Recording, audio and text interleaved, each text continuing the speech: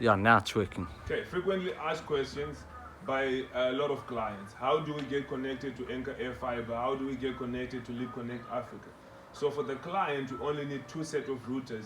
Unless your house is really big, then maybe you might need 2 access points in the house. But from the roof, you need something like this. This is called a light beam, of which we install that on the roof, technically on top, guided by a bracket and whatnot.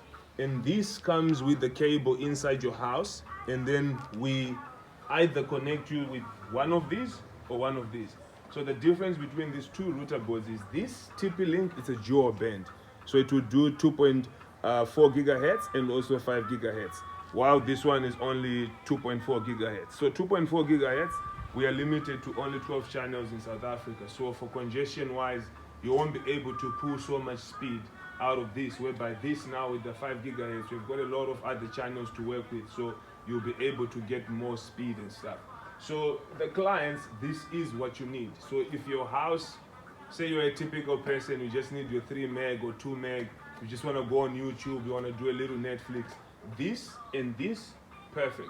You are a heavy user, you want to do some gaming and stuff like that, this and that, perfect.